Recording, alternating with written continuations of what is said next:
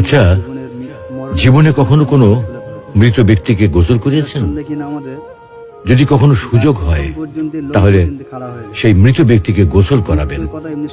তখন খুব কাছ থেকে দেখবেন মৃত মানুষের দেহটা কতটা অসহায় লাগে, মৃত্যুর পরে মানুষের দেহ কতটা ভয়ের কারণ হয়ে দাঁড়ায়।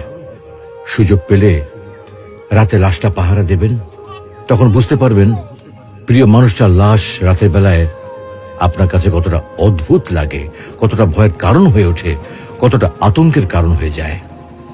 সুযোগ পেলে মৃত ব্যক্তির শরীরে একটু হাত লাগিয়ে কিছুক্ষণ তার স্পর্শ নেবেন। আপনি তখন উপলব্ধির সুযোগ পাবেন এই পৃথিবীতে বিশাল প্রভাব প্রতিপত্তি মৃত্যুর পরে কতটা নির্যাতনের রূপ নেয়। সুযোগ পেলে আপনজনদের লাশ কবরে নামাবেন খুব আগ্রহ নিয়ে।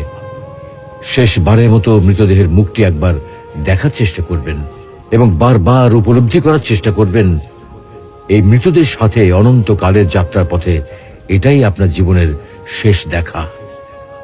সুযোগ পেলে মাঝে মধ্যে কবরস্থানে গিয়ে নীরবে কিছুক্ষণ দাঁড়াবেন।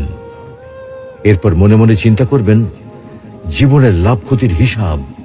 এই মৃত মানুষগুলো এই পৃথিবীতে কি করে গেছেন, কাদের রেখে গেছেন, যাদের রেখে গেছেন তারা কি কখনো এই মৃত মানুষগুলোকে স্মরণ করার জন্য কবরস্থানের আশেপাশে একটি বারের জনকে দেখতে আসে?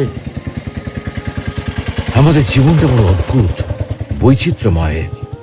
আমরা এর জন্যে, ওর জন্যে, ধন সম্পদের জন্যে, ঐশ্বর্যের জন্যে, বাড়ি গাড়ি টাকা পয়সার জন্যে কত না মায়া দেখাই, আগ্রহ দেখাই, আরো চাই আরো চাই আমাদের। অথচ এই জীবনে আমরা মৃত্যুর কথা না ভেবে, পরকালের জবাবদিহির কথা না ভেবে কিভাবে আরো সম্পদ অর্জন করতে পারি সেই চিন্তায় বিভোর থাকি।